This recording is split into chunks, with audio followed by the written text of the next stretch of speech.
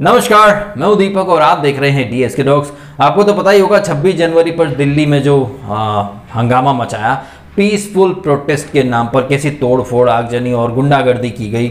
तब रिहाना या मियां खलीफा या ये कन्हैया कुमार, जेएनयू गैंग, पूरी लिब्रांडो लॉबी ने भर भर के ट्वीट करे जब ये जो उत्पात मचाने वाले लोग अरेस्ट हुए या फिर जो आंदोलन चल रहा है वहाँ पर जो इंटरनेट बैन हुआ तो उसे ह्यूमन राइट वायलेशन का नाम दिया गया।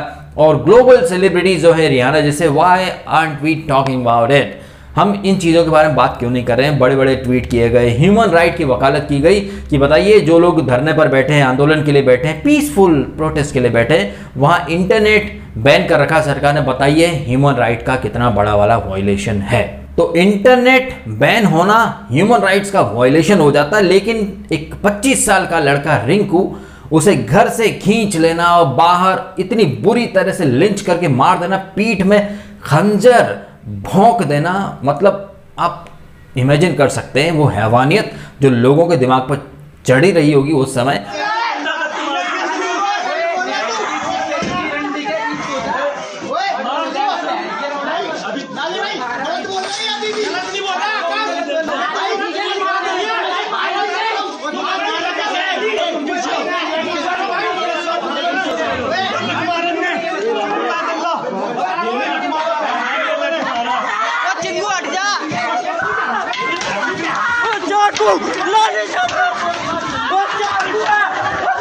और ये लोग मारने वाले कोई और नहीं थे, ये वही दोस्त थे। इनमें से ये जो मोहम्मद दिलशाद, मोहम्मद इस्लाम, दानिश, ये जो कुछ नाम निकल के आए हैं उसमें एक मोहम्मद इस्लाम करके, जिसकी बीवी को रिंकू ने ब्लड डोनेट किया था जब वो बीमार थी, परेशानी में थी। तो एक तरफ रिंकू जिसने धर्म नहीं देखा, जात पात नहीं देखी, मदद की, खून अपना डोनेट किया, उस रिंकू को दोस्ती का सिला क्या मिला है। उसे घर से खींचा गया, ड्रैग किया गया, पीठ में खंजर भोंक दिए गए उसी मोहम्मद इस्लाम और उसके दोस्तों के द्वारा जिसकी मदद की थी रिंकू शर्मा ने। इसे हम एहसान फरामोशी का एक बेस्ट एग्जाम्पल देखें। आदमी की नीयत, आदमी की जो औकात है वो हमें स्पष्ट दिखाई दे रही है कि किसकी मदद आपने कर दी, लेकिन जो आस्तीन का सांप है वो तो डसता ही डसता है। अब ये जो लिंचिंग हुई है इसके बारे में ना कोई ह्यूमन राइट वायलेशन की बात कर रहा है, ना ही किसी इनोसेंट की मौत हो गई है, ना ही बॉलीवुड की जो तख्ता गैंग है वो यहाँ खड़ी होगी। अब किसी को शर्म नहीं आएगी, किसी को शर्मिंदगी महसूस नहीं होगी, किसी का खून नहीं खौलेगा। हाँ, अगर पेलू हो, तबरेज हो तो फिर खून खौलता है, आसफा हो तो फिर तख्तियाँ निकलती हैं। और सर दिल्ली के सुल्तान केजरुद्दीन, वो अगर इंडिया के किसी दूसरे हिस्से में या किसी बीजेपी रूलिंग स्टेट में कहीं कुछ चींटी भी मरती है तो फटाफट हेलीकॉप्टर या फ्लाइट पकड़ के पहुंच जाते हैं, लेकिन खुद की दिल्ली में नहीं जाएंगे।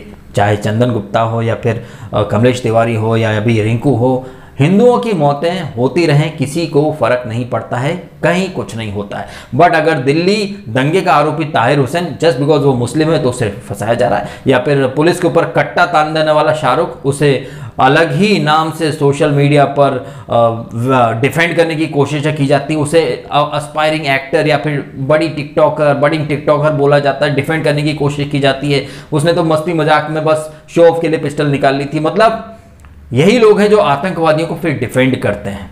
ये सिर्फ धर्म देखते हैं इंसान का, कि अगर क्रिमिनल मुस्लिम है तो फिर साबित करने लग जाएंगे कि नहीं भाई वो बेगुनाह, बेकसूर है। बट अगर कमलेश तिवारी के घर में घुसकर, उसके ऑफिस में घुसकर उसका गला काट दिया जाता है तो अब सब चुप रहते हैं। कंगना के घर पर जेसीबी बुलडोजर चला दिया जाता है तो ह्यूमन राइट की वकालत करने वालों के मुंह में दही जम जाता है। अर्नब को अरेस्ट करके उसके ऊपर 100-150 केस लाद दिए जाते हैं, टॉर्चर किया जाता है पुलिस कस्टडी में, इलीगल कस्टडी में रखकर, तो लोग मजे लेते हैं, तालियां बजाते हैं, तब ह्यूमन राइट नहीं दिखते हैं किसी को। लेकिन अगर किसानों के नाम पर ये जो आंदोलन हो रहा है वहाँ इंटरनेट बैन हो जाता है तो भाई ह्यूमन राइट्स का वायलेशन हो रहा है। हमारी आर्मी के ऊपर जब पत्थरबाजी होती है, पत्थरों से मारा जाता है तो ह्यूमन राइट वायलेशन नहीं दिखता है किसी को। बट जब हमारी आर्मी रिटेलिएट करे और फिर पलटवार जब किया जाता है तो ह्यूमन राइट वायलेशन हो जाते हैं। मैं अगर चाहता तो रिंकू शर्मा की ये जो उसे बुरी तरह से मारा गया है इसके ऊपर मैं 3-4 दिन पहले वीडियो डाल सकता था, बट आई वॉज वेटिंग कि कब मियां खलीफा ट्वीट करती, कब रिहाना ट्वीट करती कि why aren't we talking about it,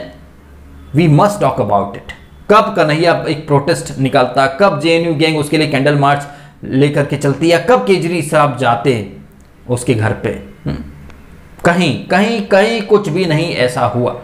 तो ये चीज़ें होने का मैं वेट कर रहा था कि कब ट्वीट होते हैं, कब रिहाना बोलती है, कब मियाँ खलीफा। ये लोग कभी नहीं बोलेंगे जी, इन्हें आप पैसा दोगे तो ये उस चीज़ का ट्वीट कर देंगे।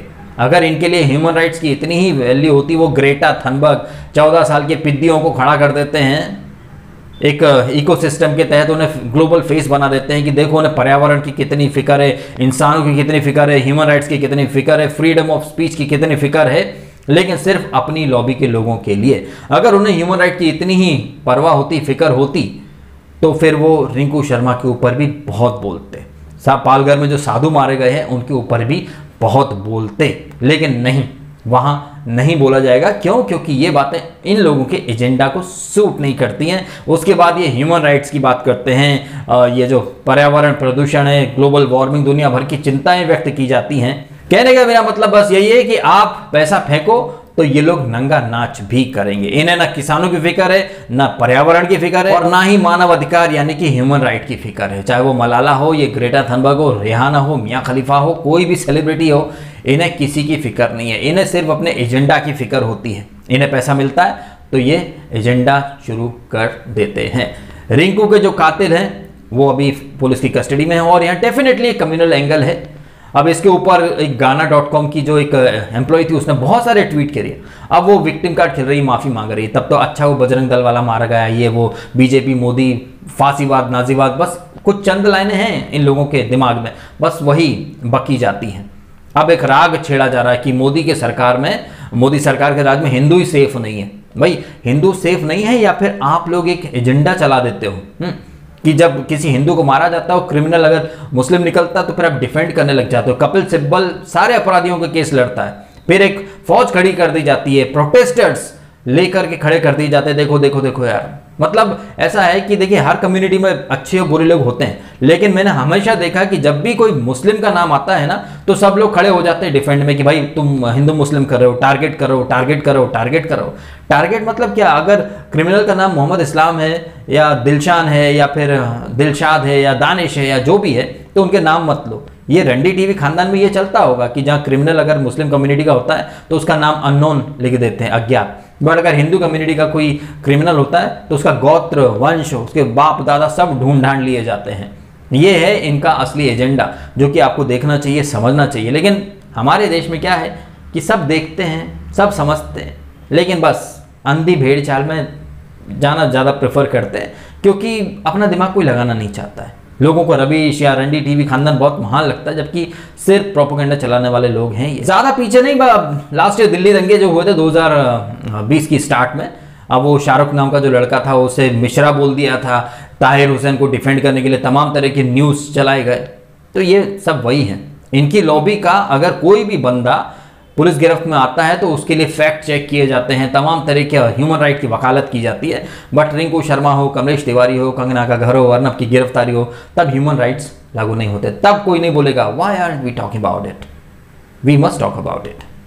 जरा सोचिए इन तमाम बातों के बारे में। अगर इन्हें ह्यूमन राइट्स की इतनी वकालत होती तो ये जो रिंकू को जिस बुरी तरह से मारा गया है ना, ये लोग ट्वीट करते हैं, रिहाना, मियाँ खलीफा जो ह्यूमन राइट्स की इतनी वकालत कर रहे हैं।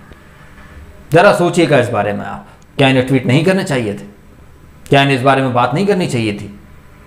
घर से खींच कर मार दिया गया, वाई? जस्ट बिकॉज कि वो राम मंदिर के लिए फंड कलेक्शन कर रहा था, या वो बीजेपी का था, या बजरंग दल का था, तो क्या मार डालोगे क्या? जस्ट बिकॉज कि आपकी आइडियोलॉजी किसी से मैच नहीं होती है तो आप मार डालोगे किसी को, फिर आप ह्यूमन राइट की वकालत करोगे? धन्य है भाई। लेकिन इसके बारे में अगर कुछ ज़्यादा हम बोलेंगे तो फिर संविधान खतरे में आ जाएगा भाई, सेकुलरिज्म खतरे में आ जाएगा। तो सब चुप रहो, बस सब चुप रहो फिर, क्योंकि सेकुलरिज्म खतरे में आ जाएगा भाई। Thank you so much.